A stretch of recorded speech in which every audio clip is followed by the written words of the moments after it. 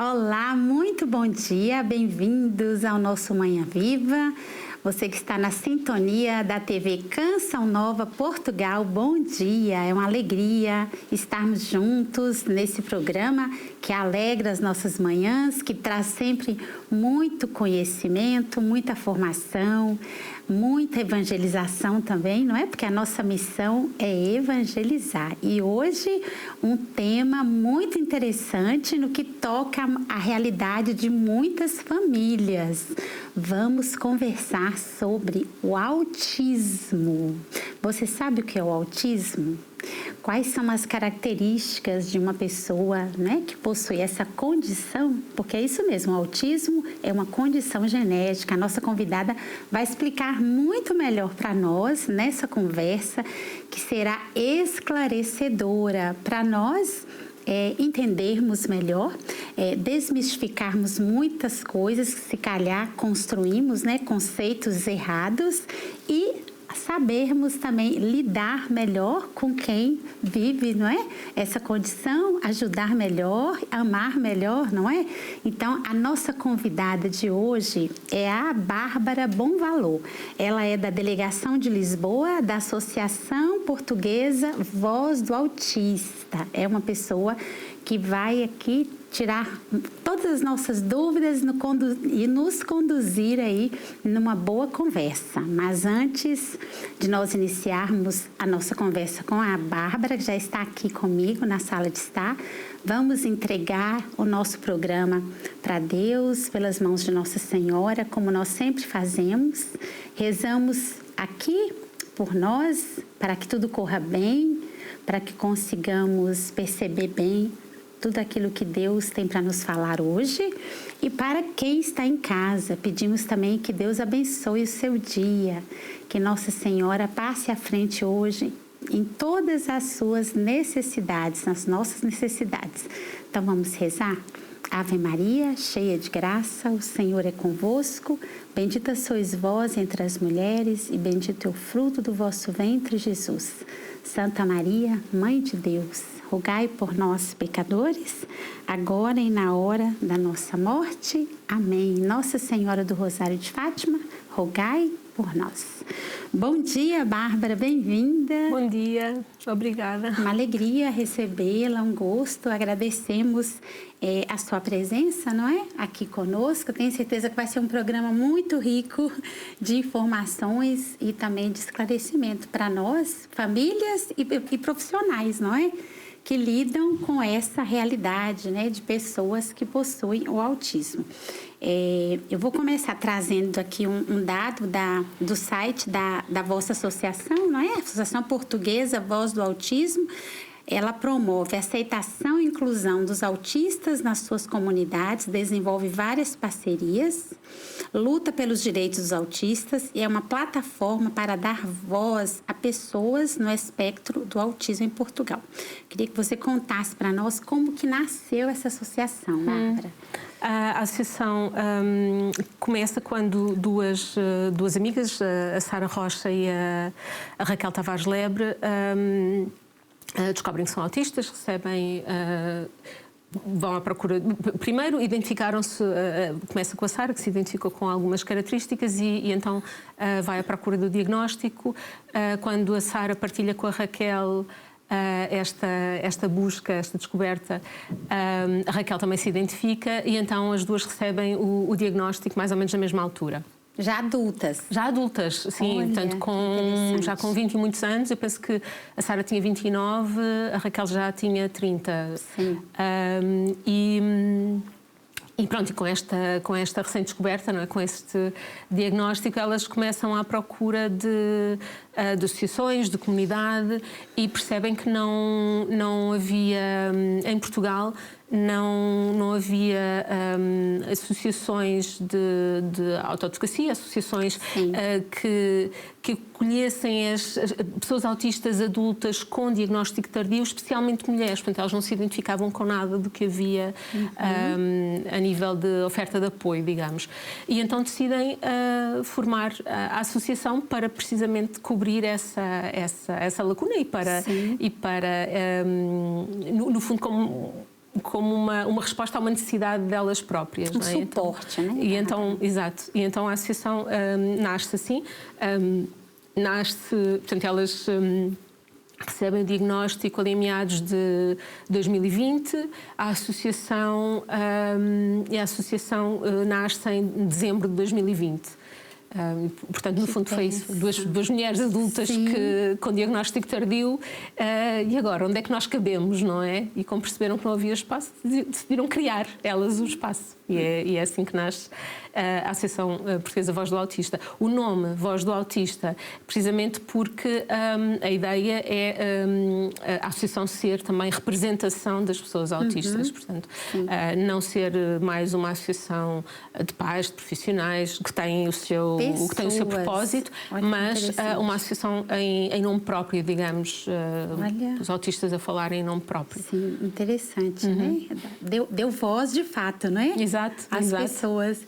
E a Bárbara, como é que é a sua ligação, Bárbara, com a associação? Eu descubro a associação, eu penso que foi talvez um ano depois, em 2021, quando também eu com uma descoberta tardia do meu autismo, não é? E a procura de comunidades, porque também percebi que primeiro senti que precisava de falar com pessoas iguais a mim, e o que eu encontrava em Portugal não era enfim, grupos no Facebook e tal, não era aquilo que eu realmente estava à procura. Depois encontrei um grupo de apoio no estrangeiro, mas sentia falta de falar com pessoas que tivessem o meu background, que tivessem a minha história também, não é? Portanto, partilhassem a minha cultura, o meu ambiente, porque apesar de ter sido muito positivo, ainda estive durante um ano nesse grupo que era dinamizado por uma mulher autista canadiana. Eu senti que as realidades não eram tão parecidas, havia experiências parecidas, mas a realidade, o ambiente não era diferente. Sim. E então há um dia que eu lembro-me de partilhar no grupo, numa sexta-feira, o grupo era uma vez por mês, eu lembro-me de partilhar, eu queria tanto que houvesse um grupo deste género em Portugal. E no domingo decidi procurar online, eu acho que procurei mesmo autoadvocacia, autismo, Portugal, qualquer coisa assim, e encontrei um artigo da Sara no Público, e li o artigo e pensei, é isto, esta mulher está a dizer as coisas que eu também tenho para dizer. E então fui à procura de quem era a Sara Rocha, descobri então a Associação Portuguesa Voz do Autista e fiz-me logo sócia, fiquei muito emocionada, fiz-me logo sócia, comecei a participar nos grupos de apoio que eram dinamizados pela Sara e pela Raquel, e pronto, e depois foi um processo muito orgânico. Ofereci-me como voluntária, comecei a colaborar em algumas coisas, pronto, e às tantas cá estou eu também aqui. Um encontro, sim, né? Sim. Um encontro de mulheres, não é? Que se unem em prol de uma causa. Bonita a história. Mas eu queria que você dissesse, Bárbara, o que é o autismo? Explica para nós, assim, numa linguagem bem acessível. O que é o autismo? Que às vezes a gente faz um conceito bem errôneo, né?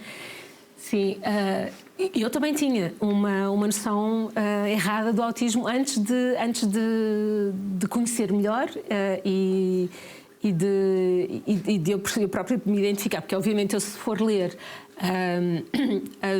os critérios de diagnóstico do DSM, eu não me identifico com aquilo que lá está. Sim. Eu comecei a identificar-me quando comecei a ouvir outras mulheres com diagnóstico tardio a falar de si próprias e pronto, identifiquei-me com as experiências. Mas então, o autismo, no fundo, é uma diversidade neurológica. E se pensarmos que existe...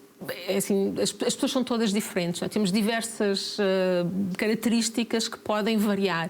Umas pessoas têm cabelo louro, outras pessoas têm cabelo moreno, umas pessoas têm olhos azuis, outras pessoas têm olhos castanhos, umas pessoas têm a pele mais escura, outras pessoas têm a pele mais clara, e a nível neurológico também existe uma diversidade.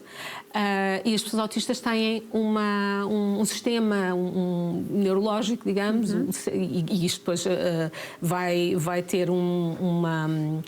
ter também um impacto, digamos, na forma como o nosso cérebro funciona, na forma como percepcionamos os ambientes, na forma como percepcionamos também o nosso próprio corpo. Tudo isto vai ser feito de forma diferente de uma pessoa que não é autista. Então, no fundo, é isto: é só um cérebro, um sistema nervoso diferente daquilo que é o que é entendido como norma, digamos. Entendi. Porque nós associamos muito a questão do autismo, muitas vezes, com o isolamento, né? Aquela pessoa que tem dificuldade de interagir, que se isola. Eu queria que você falasse um pouco mais sobre isso. Todas as pessoas autistas são diferentes, assim como as pessoas não autistas ou neurotípicas também são muito diferentes. E o autismo vai se manifestar de forma específica em cada pessoa. Mas há algumas características que são genéricas e por isso também temos esta categorização, digamos assim. As pessoas autistas têm tendência para sentir as coisas com mais intensidade. E quando eu digo sentir, estou a falar de sentir as sensações sensoriais, mas também a nível emocional. Isto porque temos tendência, o nosso cérebro funciona melhor quando tem quando só precisa de ir numa direção. Porque lá está, como temos a tendência para nos focar intensamente nas coisas e para sentir intensamente as coisas, funcionamos melhor quando temos apenas um foco de atenção. Quando existem vários focos de atenção, vários estímulos, o cérebro pode começar a entrar em sobrecarga. Isto depois já tem a ver com o tema do meltdown e shutdown, já lá vamos. Já falamos. Mas portanto, esta ideia de que estamos melhor quando temos um foco. Quando existem vários focos, quando existem vários estímulos que já estão um bocadinho a mais do que aquilo que o meu sistema consegue processar, que o meu cérebro consegue processar. Obviamente que a minha tendência é defender-me e, portanto, proteger-me desses estímulos. Sejam esses estímulos luzes, barulhos, sejam estímulos emocionais também, seja o que for. Então, daí essa ideia de que as pessoas autistas se isolam. As pessoas autistas, no fundo, quando estão a isolar-se, estão, no fundo, a defender-se de um ambiente que lhes é agressivo. Entendi. E, portanto, se o ambiente não for agressivo, as pessoas autistas vão socializar e vão funcionar também de uma forma perfeitamente produtiva e equivalente. Normal, né? E de uma forma totalmente normal. Sim, né? Normal é uma palavra que eu tento evitar, porque o que é normal? O que é a normalidade? É um conceito relativamente recente na história da humanidade, o normal. Só entrou no dicionário há cerca de 200 anos. E por isso é natural. Acho que podemos substituir o normal por natural. Sim. Vamos aprendendo, não é, Bárbara? Sim. Até desmistificando as expressões que nós usamos. Exatamente. Não é? Exatamente. Interessante a sua fala. E mais interessante ainda, você já se reconhece, né? Você sabe que você é portadora do autismo. E falar dessa forma, a gente percebe que realmente nós precisamos aprender mais, né? Aprender muito. Sim. Não é todos nós. Mas eu gostaria que você já tocou aí em dois aspectos, né? Específicos do autismo, que é o meltdown, são palavras americanas, né? E shutdown. Eu queria que você explicasse para nós esses episódios, né? Que acontecem com as pessoas que têm o autismo. Sim. Então, como as pessoas autistas têm tendência a processar os estímulos de uma forma diferente e algumas pessoas, eu estava a falar na questão da sensibilidade, algumas pessoas são hipersensíveis em determinados aspectos, em determinadas... Estou aqui a pensar... em determinados sentidos, por exemplo, eu tenho hipersensibilidade auditiva e a mim são mais os sons que me incomodam. Tenho alguma sensibilidade visual. Estas luzes aqui são um bocado, que são normais, luzes de estúdio, mas puxam, não é, aqui a minha atenção e causam aqui um esforço um bocadinho maior. Mas há pessoas, por exemplo, que não são hipersensíveis ao nível da audição, mas são hipersensíveis ao toque. Por exemplo, eu com o toque para mim o toque, lá está, é diferente, porque há situações em que sou hipossensível, então preciso de um toque mais forte, e há situações em que sou hipersensível e preciso que não me toquem. Pronto. Mas isto para dizer, pronto, estava aqui a falar da questão da sensibilidade. Pronto. Mas naqueles, há sempre alguma área dos sentidos em que as pessoas vão ser mais sensíveis. E quando há muitos estímulos, eu vou dar aqui um exemplo e vou falar na minha experiência mais uma vez. Eu quando já aconteceu mais do que uma vez, estou num café a falar com um amigo, ao lado está outra mesa com outras pessoas a falar, ali em cima está uma televisão, atrás do balcão estão as chávenas e as pessoas a mexerem nas chávenas e tirarem café e a baterem com a máquina de café, e chega a haver momentos em que eu literalmente não ouço o que a pessoa à minha frente está a dizer, porque todos os estímulos estão a entrar com a mesma intensidade. Olha. E eu não consigo filtrar, enquanto uma pessoa não autista consegue filtrar, não é? Consegue. Ok, isto não me interessa, eu vou focar-me aqui nisto. Para mim é mesmo difícil, e estou a dizer para mim, mas para muitas pessoas autistas. Então, quando temos muitos estímulos a entrar com muita intensidade, isto vai gerar sobrecarga, porque o nosso cérebro não tem capacidade para processar tudo isto, e esta sobrecarga que funciona como uma ameaça, não é? Como isto já é demais, não estou a conseguir processar, e então o corpo vai reagir a essa noção de ameaça. E, portanto, vai entrar num modo fight or flight, luta ou fuga, não é? E, eventualmente, a fuga pode funcionar também como congelamento, não é uma fuga literal, mas é uma fuga para dentro. E então isso depois é o que acontece com os episódios de shutdown e meltdown. Eu posso depois especificar o que é cada um deles. Mas pronto, é isto, no fundo é uma reação quando uma criança autista está com a mãe no centro comercial, com muita gente a passar, com barulhos, com luzes, se calhar já vem cansada da escola, entra em sobrecarga sensorial e é possível que tenha um meltdown. Portanto, o meltdown o shutdown são reações a esta situação de sobrecarga que, no fundo, funciona para o cérebro como uma situação de ameaça. Entendi. É como uma proteção, né? Ele vai se proteger de alguma forma daquilo que está sobrecarregando. Proteger-se, defender-se, eventualmente isto depois também pode funcionar para fora, não é? De uma forma mais externalizada. Não são escolhas. Portanto, não é uma coisa que a criança ou a pessoa adulta autista escolha fazer, tipo, agora vou decidir fazer aqui uma birra porque não apetece estar aqui no centro. Não é isso. É involuntário. É realmente uma reação involuntária. Exatamente. Involuntária, né, exatamente. Bárbara, qual é a diferença entre os dois? Né? Existe um que é mais, digamos assim, sério, né? Que é mais visível. Visível, isso, sim. Do que o outro? É sim, estava a pensar, o shutdown às vezes, vou explicar então o que é cada um. O meltdown é uma manifestação mais exteriorizada. Portanto, no meltdown o que acontece é que a pessoa precisa de alguma forma de exteriorizar aquilo que o corpo está a sentir, que o cérebro está a processar isso, e o corpo também, não é? Porque somos uma coisa só, não é? Está tudo ligado. E o corpo precisa de externalizar. Isto pode acontecer de várias formas. Pode ser com gritos, pode ser com choro muito forte, pode ser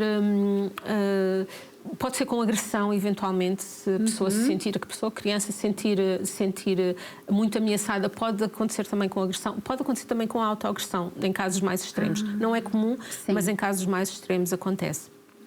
Mas, portanto, é uma manifestação externa, e é esta ideia de que o corpo precisa deitar para fora aquilo que está a sentir. Entendi. No caso do shutdown, é uma fuga para dentro, digamos. Então, o que acontece é que, como tudo à volta é demasiado intenso para processar, a instrução que o cérebro recebe é vamos recolher e não há interação. Como se apagasse. Exatamente. Um apagão. De outra forma, dando aqui fazendo aqui uma analogia com os computadores, o meltdown seria quando, por exemplo, aparecem as janelas de erro assim de seguida, não é? A gente não consegue, e está ali a aparecer erro, não sei o quê, erro. E o shutdown é quando o computador congela e a gente não consegue fazer nada, não é? Fica ali congelado, a gente mexe o rato e não se passa nada. No shutdown as pessoas podem ter dificuldade em comunicar, ou melhor, podem não comunicar, não estar também abertas à comunicação de fora, por exemplo, não conseguir falar. E existem estratégias que podem ser aplicadas para evitar que isso aconteça? Pela própria pessoa? É assim, as estratégias, eu acho que acima de tudo tem a ver com autoconhecimento. E autoconhecimento, então, aqui estou a falar obviamente em pessoas adultas. Se estivermos a falar de crianças, tem de ser o conhecimento dos pais, dos cuidadores, né, das pessoas que cuidam das crianças. Mas eu acho que tem muito a ver com esta ideia de conhecimento da pessoa. Reconhecer os padrões, quais são os gatilhos, quais são os estímulos que me causam mais sobrecarga. Eu, por exemplo, tenho noção que são sons e muita gente, sabe, no centro comercial, falando, pronto. Não é só muitas pessoas à minha volta já, porque são muitas emoções, são muitas. Entendi. Mas pronto, é isso, é conhecer os gatilhos. Podem ser luzes, pode ser frio. Há pessoas autistas, por exemplo, não têm sensibilidade ou não têm tanta sensibilidade à temperatura. Há pessoas autistas que têm hipersensibilidade. Pode ser uma série de coisas. Pode ser, inclusive, questões internas, da pessoa estar com fome e não perceber que está com fome, até que de repente está num estado em que está mesmo com muita fome e não consegue. E fica sem conseguir processar e, portanto, às vezes pode precisar de ajuda para resolver essa questão. Pode ser qualquer coisa, mas o importante é termos consciência do que é que causa, quais são os gatilhos, quais são os estímulos que causam meltdown. Ou meltdown ou shutdown, que causam estas crises. E isto passa muito por conhecimento, não é? Conhecer, no caso de uma criança, conhecer a criança, se for uma pessoa adulta. Quem lida com ela, exatamente. Não é? E qual deve ser a postura do familiar ou do professor que está com uma criança, né? Vamos falar agora de uma criança que tem um episódio desse. Bom, a primeira coisa a fazer é tentar afastar o máximo de estímulos. Então, se houver muita gente em cima, não vai ajudar. Olha, interessante. Então, é tentar diminuir os estímulos. Depois, uma coisa importante também é não tocar na pessoa, porque a pessoa pode ser hipersensível e o toque pode agudizar a crise. Tentar conduzir a pessoa para uma zona, um ambiente onde esses estímulos não existam, não é? E isto sempre com calma. Outra coisa também super importante a propósito da calma é manter a calma, precisamente, e não entrar em emoções como frustração ou zanga, porque algumas pessoas autistas... Não questionar, né? Não questionar, porque não há nada para questionar a pessoa. Olha que interessante. Se for necessário dar ordens no sentido de, olha, preciso que te levantes, mas sempre com calma e sempre coisas muito claras e diretas. Se houver perguntas, tentar fazer perguntas de sim ou não, porque a pessoa pode não estar também com capacidade para dar respostas complexas. E, acima de tudo, empatia, pensar no bem-estar da pessoa. E ter esta noção de que o ideal é conseguir trazer a pessoa para uma situação em que não haja esses estímulos da forma mais calma e mais suave possível. E depois, para a própria pessoa ou para os cuidadores de uma criança, desenvolver estratégias que ajudem a lidar ou a evitar. Isto vai sempre acontecer, eventualmente. O que a gente quer é diminuir estas situações, não é? É verdade. Bárbara, ouvindo-te, assim a gente percebe, né? Você é uma mulher já uma profissional da área, né? Já adulta, que descobriu-se, não é? pelo autoconhecimento, com certeza, né? Na busca, você percebeu e descobriu, foi a fundo, descobriu que tinha o diagnóstico do autismo, né? Qual é a diferença, eu fico pensando, de se perceber na infância e na fase adulta? Eu creio que você deve ter passado inúmeras situações e que as pessoas ao redor desconheciam, né? Imagino que deve ter sido bem difícil, né? Para você, durante a infância. É assim, para já não era eu tenho 53 anos, não é? Portanto, não era há, vamos dizer, 50, 40 anos, não era falado, não era conhecido da mesma, né? Forma que é hoje. O que no meu caso o que aconteceu foi eu tentei adaptar-me, eu tentava adaptar-me sempre para não me sentir inadequada. Olha, que interessante. Mas sempre sentindo inadequada. Sim. Sempre sentindo que ok, eu não estou a encaixar tão bem quanto eu gostaria, estou se calhar a dar nas vistas, ou pronto, sempre com esta sensação de alguma inadequação e ao mesmo tempo, ou em determinadas situações, mais do que inadequação, era a sensação de eu estou a falhar aqui nesta coisa de ser pessoa. Toda a gente sabe o que é que anda aqui a fazer, toda a gente recebeu as instruções. Imagina na mas escola. Eu estou aqui um bocado a adivinhar. Mas eu acho que não há nenhuma situação boa. Ou melhor, a situação ideal seria termos esse conhecimento desde sempre e crescermos num ambiente e num mundo que acolhe as nossas necessidades, as nossas sensibilidades. O que acontece, e o que acontece hoje em dia não é isso, obviamente, não é? E por isso é que eu estava a dizer que nenhuma das duas situações, portanto, crescer com diagnóstico ou crescer sem diagnóstico é ideal. Crescer com diagnóstico, o que acontece... Eu sou moderadora do grupo, sou uma das moderadoras do grupo de apoio. Sim. E, portanto, também ouço muitas partilhas e muitos testemunhos de pessoas autistas com diagnóstico precoce, com diagnóstico tardio. O que acontece com o diagnóstico precoce é que a consciência da diferença e o conhecimento também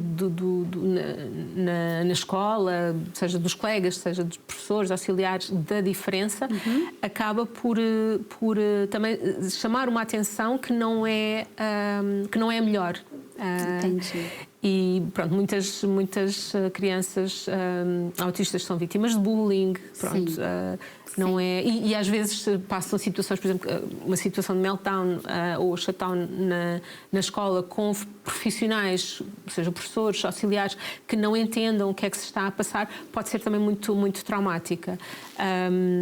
No caso de um diagnóstico tardio, é esta coisa de crescermos sem sabermos exatamente quem somos, não é? Achando que temos de ser uma coisa, que temos de ser uma pessoa neurotípica, se não autista, e só que não somos isso, não é? Então andamos aqui o tempo todo, aprendemos a mascarar muito bem, por isso também só descobrimos mais tarde, que é uma questão, não é uma característica, mas é uma coisa comum, um comportamento comum nas pessoas autistas, é o mascaramento, esta ideia de aprendemos a performar, não é? Uma neuro... Eu não vou usar palavrão, pronto, ia dizer um palavrão, não vou usar o palavrão. Aprendemos a performar o comportamento não autista. Entendi. E então, pronto, então crescemos um bocadinho sem saber quem somos, não é? E eu tenho esta sensação que passei muitos anos a tentar encaixar, a tentar ser uma coisa que não era, mas achar que eu tinha que ser, porque era o que toda a gente era, porque também não sabia o que é que eu era, não é? E então, acho que nenhuma das situações, hoje em dia, na sociedade que temos ainda, é ideal, digamos. Entendi. Bárbara, mas nós chegamos ao fim do primeiro bloco, né? Com essa conversa tão esclarecedora, da forma como você traz para nós, não é? Eu acredito que todos que estão acompanhando estão tendo uma nova visão do que é o espectro autista. Nós vamos fazer um breve intervalo, mas continuamos a nossa conversa no segundo bloco, né? Muito mais experiências, a Bárbara vai partilhar conosco e esclarecer muito mais dúvidas e também indicar caminhos para quem lida, quem tem alguém na família, né, com autismo, para aprender a lidar, para que possamos viver bem, todos nós. Já voltamos com o segundo bloco do Manhã Viva de hoje.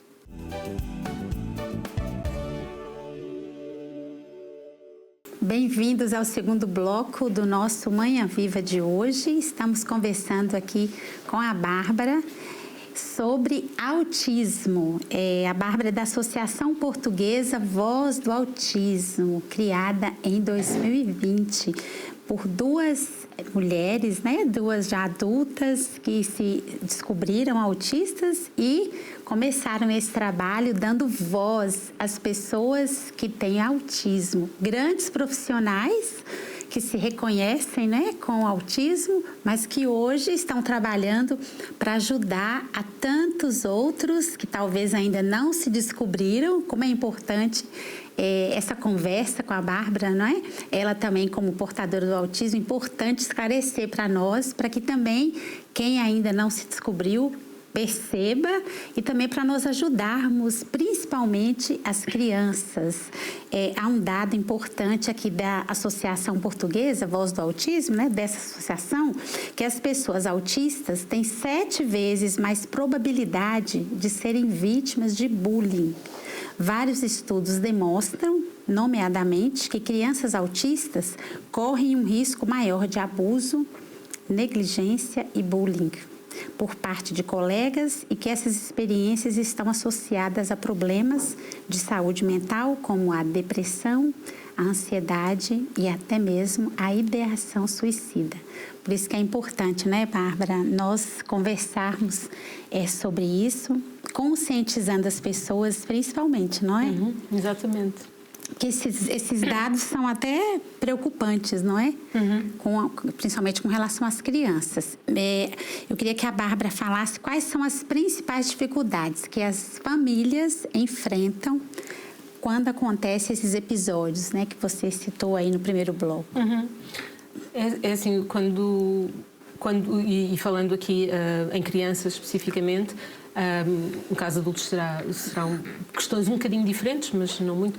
No caso de crianças, quando uma criança tem uma crise de meltdown ou shutdown, isto pode ser disruptivo para a rotina da família, pode causar frustração nos pais, nas pessoas que cuidam da criança, por não saberem o que fazer, muitas vezes não têm também a informação sobre o que fazer nesses momentos. Já falámos na primeira parte do que fazer. E pronto, pode causar frustração nas famílias. Se acontecer uma crise em público, pode também trazer esta sensação de vergonha, de julgamento, não é? Porque as pessoas olham e acham que a criança está a ter uma birra, não é? Que não é uma criança bem educada, não é? E, enfim, traz aqui alguns estigmas também para a própria família. E acima de tudo, esta sensação que eu acho que deve ser provavelmente o mais complicado, esta sensação de não saber o que fazer, não saber como ajudar. Como agir na hora. E às vezes até acabar por as pessoas por terem uma reação que não seria desejável, precisamente por causa da frustração. A partir da sua experiência, Bárbara, na Associação Portuguesa Voz do Autista, que exemplos você pode trazer para nós, para quem nos acompanha, de boas práticas para que os adultos ajam na hora desses episódios, né? Do meltdown e o shutdown? Há aqui duas coisas que eu queria focar. Uma, precisamente, o que fazer nestes momentos. E já falei um bocadinho antes, mas posso ser mais específica. Então, nestes momentos, é, acima de tudo, importante lembrarem-se quem é o adulto, não é? E manter a calma. A criança não está a fazer uma birra, a criança está a ter uma reação espontânea a uma sobrecarga. Portanto, ter calma, não ficar zangado com a criança ou tentar castigar a criança, achar que um castigo a vai tirar daquele estado, porque não vai. Então, manter a calma, afastar a criança dos estímulos, como eu já tinha dito há bocado. Sim. E depois outra coisa que é super importante, e desenvolver um plano, depois mais tarde, desenvolver um plano para minimizar precisamente esta exposição aos estímulos. outra coisa que é o que fazer para evitar estes momentos, Sim. em que eles eventualmente vão acontecer, não conseguimos controlar tudo, mas existem formas de evitar. Perceber os padrões, perceber o que é que causa as crises e, por exemplo, se forem sons, incentivar ou ensinar a criança a usar fones bloqueadores de ruído. Entendi. Há crianças que são muito sensíveis ao toque e que tudo o que são etiquetas da roupa lhes vai fazer confusão e pode gerar uma crise se elas entrarem em sobrecarga. E então há muitas, isto é uma coisa muito comum nas pessoas autistas, é tirar as etiquetas da roupa, deixar que a roupa seja o mais do lado de dentro, não é? Seja o mais macia possível, lá, sem ruído sensorial, não é? Às vezes as meias também às vezes apertam demasiado, então há meias sem aquela costura em cima que são mais confortáveis para pessoas autistas.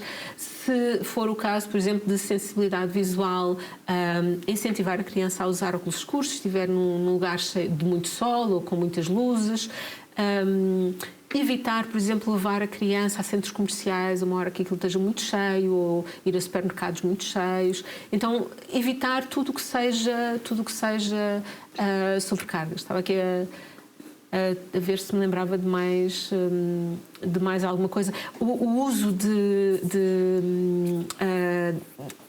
nós chamamos fidget toys, que são, mais uma palavra em inglês, que são, por acaso tenho ali na minha mala, são aqueles brinquedos, há uns que têm assim, aquelas bolhinhas, manuais, não é? Sim, para acalmar, que ajudam a lidar com o stress e com a ansiedade. Então, ter esses brinquedos à mão, mas acima de tudo pensar qual é a situação que causa gatilhos, o que é o bem-estar da minha criança. Então, acho que é manter sempre esta ideia do que é o bem-estar da criança. Sim. E, sobretudo, os pais, eles precisam conhecer bem também, não é? Sim. As reações, não é? O que é o autismo, para poder lidar e ajudar o filho, né? Exatamente. Que as crianças podem conviver naturalmente, não é, Bárbara? Com outras crianças, no ambiente escolar. Exato. Aqui há... Eu ia dizer qualquer coisa que me esqueci. Mas sim, portanto, é conhecer e já sei o que é que ia dizer. Entender a comunicação da criança. Mesmo com crianças pequenas, mesmo com crianças não falantes, elas comunicam. E elas comunicam também quando vão entrar em stress. Elas começam com algum comportamento mais agitado, com uma respiração mais ofegante, podem tapar os olhos ou tapar os ouvidos, a dar sinal de que estão em sobrecarga, não é? Portanto, há uma sobrecarga auditiva, há uma sobrecarga visual. Então, conhecer a comunicação da criança. Entendi. E lá está, e perceber os padrões. Sim. Ô, Bárbara, as escolas, não é? Os educadores, os profissionais de saúde, não só os educadores, mas também os profissionais de saúde, na sua percepção, estão bem preparados para lidar com essas crianças? A maioria não. A maioria não, né? A maioria não. Existem profissionais que sim, que entendem realmente o que é o autismo e que pensam na criança e até no adulto autista, lá está, de uma forma holística e de uma forma com o bem-estar da pessoa em mente, mas a maior parte das pessoas, porque desconhecem o que é o autismo, porque desconhecem a forma de como dar resposta, não é, a certas situações, desconhecem o que é o bem-estar, o que é que incomoda as pessoas e, portanto, o que é que seria uma situação de bem-estar para a pessoa autista, acabam por não ter a informação necessária para lidar com as pessoas autistas da melhor forma. Sim. E o que para que haja essa preparação? Informação. E nas escolas. E formação também. E formação, não é? Sim, quando digo informação, seja de que forma for, verdade. Não é? Mas também formação, e isso é uma coisa que a Associação faz, é dar formação, seja escolas, seja empresas, seja, enfim, profissionais de saúde. Temos inclusive um projeto que é o Auticorpos, que que faz precisamente essa pesquisa da experiência de pessoas autistas em contextos de saúde e também dá a formação a profissionais de saúde.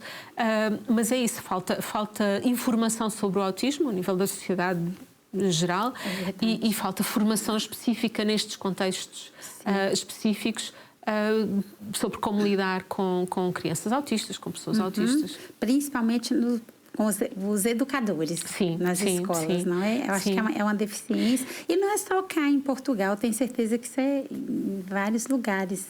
É geral essa deficiência, não é? Exatamente. É engraçado, agora falando a palavra deficiência, lembrei-me de outra coisa, mas já lá vou. Mas os professores, educadores, mas também auxiliares e também não digo formação, mas uma informação de naturalizar a diferença para que também as crianças na escola acolham as crianças diferentes. Não é? Interessante. E só comentar aqui a questão da deficiência, porque o autismo é considerado uma deficiência, mas a deficiência numa perspectiva social é aquelas características que a sociedade ainda falha em acolher, em acomodar e em criar e em ter adaptações para que essas pessoas com essas características pertençam e sejam incluídas no dia. Portanto, aqui este conceito de deficiência da sociedade, não deficiência da pessoa. Da pessoa com autismo. Portanto, não como uma falha pessoal, mas como uma falha enquanto sociedade. Estamos a falhar enquanto sociedade e enquanto reconhecermos certas situações ou certas condições, características como deficiência, é porque a sociedade ainda tem aqui um papel a fazer, não é? Para acolher essas pessoas. Na verdade, somos todos, né, deficientes, né, também de informação, né, de não saber como lidar, né, e de agir muitas vezes da forma errada, não é, Bárbara? Sim, mas é isso, é pensar que enquanto sociedade temos aqui um grande caminho ainda para fazer. Caminho. Sim. E por isso que esse programa quer ser essa voz, né? Essa luz também. E ainda bem, obrigada por isso. E um pouco de informação também, né? Bárbara, o apoio social é um fator muito importante, né? Para a pessoa que tem autismo, os benefícios, né? Quais os benefícios de uma rede de apoio? Eu queria que você falasse um pouco dessa rede de apoio que o autista precisa. Pensando, eu estava aqui a pensar várias coisas ao mesmo tempo. Peço desculpa, gaguejei porque estava aqui uma série de coisas a virem-me à cabeça. Bom, no caso das crianças, essa rede de apoio é todas as pessoas que interagem com a criança. Portanto, começa com a família, passa pela família alargada, passa pela escola, profissionais, professores, auxiliares, etc. Pelos profissionais de saúde que acompanham a criança. Mas essa criança cresce, não é? Nós não ficamos crianças para sempre. As pessoas autistas crescem e tornam-se adultos, pessoas adultas autistas. E então é importante também uma comunidade onde as pessoas se sintam acolhidas, onde as pessoas se sintam pertencentes. E essa comunidade pode ser a comunidade autista, mas não só. Não é? É importante também, enquanto sociedade, trabalharmos para uma sociedade que acolhe esta diversidade. E isto passa também... porque vieram estas coisas todas ao mesmo tempo quando falou nisso. Isto passa também pela representatividade. E a representatividade é termos várias pessoas na esfera pública que são assumidamente autistas. Não estou a dizer que toda a gente tenha que se assumir autista, é uma decisão pessoal, obviamente, mas passa também por uma criança autista ver aquele herói, aquele cantor, aquela personagem no filme autista e feliz. E bem-sucedido. E isto é super importante. Isso foi uma das razões que eu decidi dizer alto, não é? E espalhar também nas redes sociais, partilhar nas minhas redes sociais, que sou autista e que fiz este caminho e que estou aqui. E ainda hoje eu noto a diferença que faz alguém ver, seja uma criança, seja uma pessoa adulta que está neste processo, será que sou, será que não sou, ou até uma pessoa que teve diagnóstico tardio e ainda não sabe muito bem onde é que há de ir, mas perceber, não, espera, isto não é o fim do mundo, não é? Isto é uma característica, é uma forma de ser e podemos ser felizes, não é? Podemos ser felizes, bem-sucedidos, etc, não é? É verdade. Isso é que realmente a gente percebe, ouvindo-te, né? A gente percebe isso, né? Dessa capacidade, né, de ter uma vida bem-sucedida, de estar na profissão, no local que você escolheu, que se empenhou-se, né? E ser esse testemunho também, né? Exato. Porque eu vejo vocês adultas nessa associação são testemunho e também de esperança, encorajamento para as famílias. Sim. Não é? Porque às vezes a família sente-se impactada com o diagnóstico, por exemplo, de uma criança. Sim, não é? Como se fosse tipo, pronto, agora... E agora? É isto vai ser um grande problema para o resto da vida do meu filho, da minha filha. E não tem que ser. Não é? A criança, se tiver os apoios necessários, criança e o adulto, se tiver os apoios necessários, tem todas as possibilidades de crescer para ser um membro ativo da sociedade, para ser uma pessoa inteira, realizada, etc. Não é? E eu acho que isso é muito importante, e estava a falar de mim, mas eu acho que todas as pessoas da associação, não é? E a nossa direção é toda formada portanto, a direção da associação é toda formada por pessoas autistas. E isso é super importante para esta... Estamos aqui e estamos aqui a fazer este trabalho e não é o fim do mundo, não é? Não é o fim do mundo. Claro que há pessoas, e não quero também... não quero deixar de reconhecer que existem pessoas com níveis de suporte maiores e que precisam de um apoio, de um acompanhamento diferente, mas para isso também estamos aqui para lutar e para tentar, enfim, que as leis... Porque as leis existem, mas que as leis sejam postas em prática. Sejam cumpridas, e as pessoas conheçam também, e as pessoas conheçam. Temos um projeto que está agora a acabar, o projeto de Mais Direitos das Pessoas Autistas, e nesse projeto criámos um e-mail de apoio, que é precisamente apoio@vozdoautista.pt, para onde as pessoas podem enviar as suas dúvidas. Será que tem direito ao subsídio, não sei o quê? Meu filho está na escola e foi-lhe negado o acompanhamento em sala, não sei o quê. Pronto, todas essas questões criámos este e-mail precisamente para responder a todas essas questões. Estamos a acabar de desenvolver um manual também que vai ficar depois disponível no nosso site, precisamente com todos os apoios, todos os subsídios, tudo isso que as pessoas autistas ou pais ou cuidadores de crianças autistas têm direito e podem pedir. Portanto, isso é essencial, porque as leis estão lá, elas existem. E só é preciso serem cumpridas. Sim. E muitas vezes o professor não sabe que a criança não precisa de um atestado atestado de incapacidade, atestado médico de incapacidade multiuso para pedir apoio escolar, e às vezes exigem esse atestado.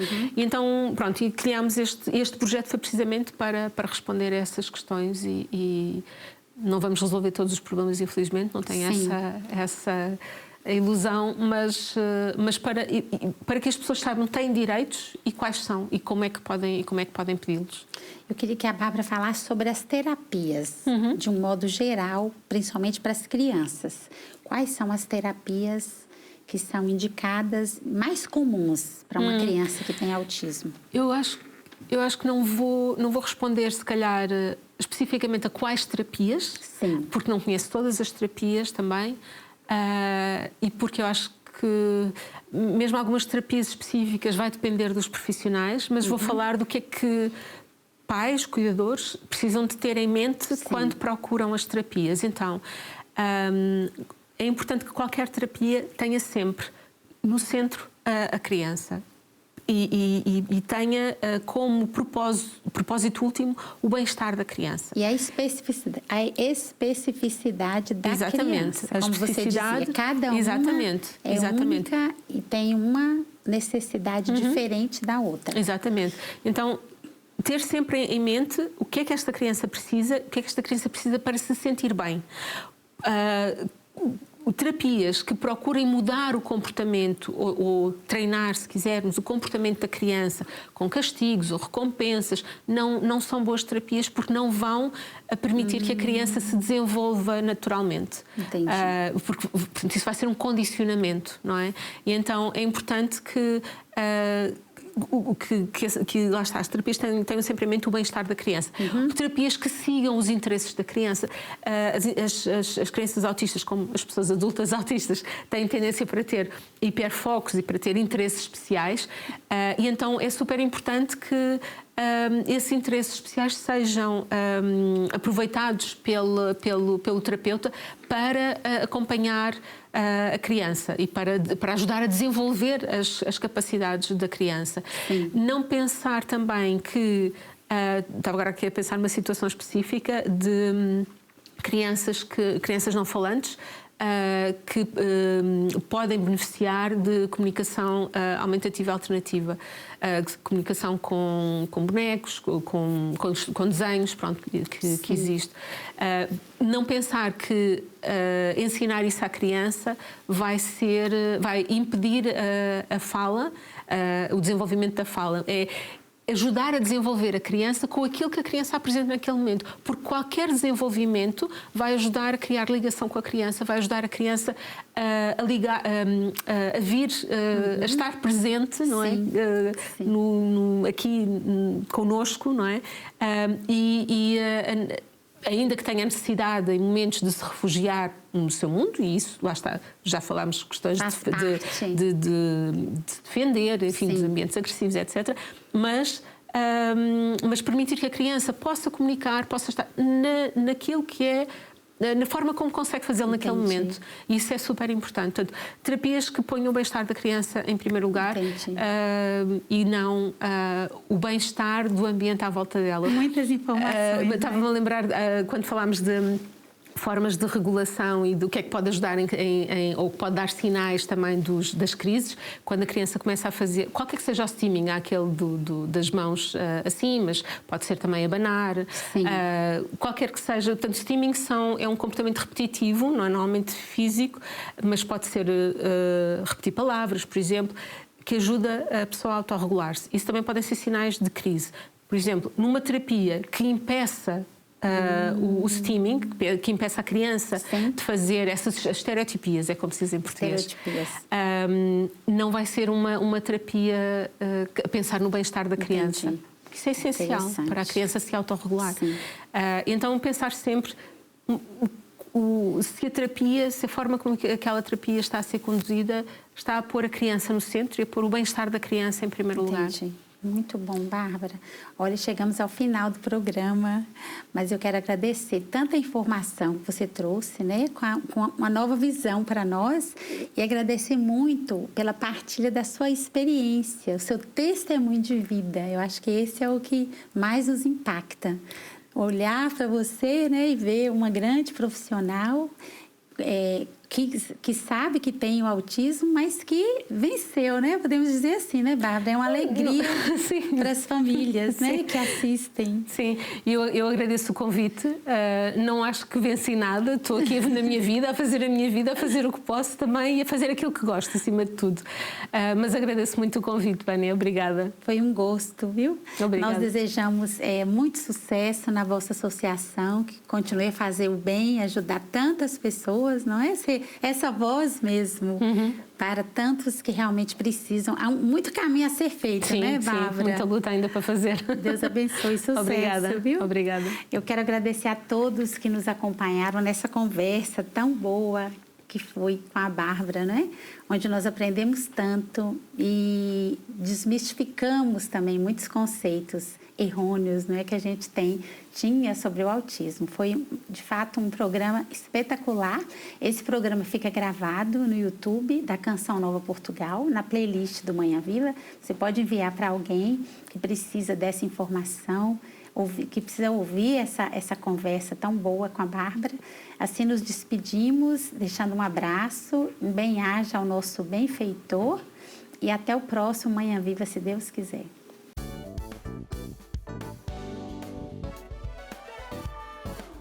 Se gostou deste programa, clique aqui na nossa playlist aqui em baixo para ver outros episódios. Se ainda não subscreveu o nosso canal do YouTube, faça-o já clicando neste botão aqui do lado e será logo o primeiro a saber todas as novidades.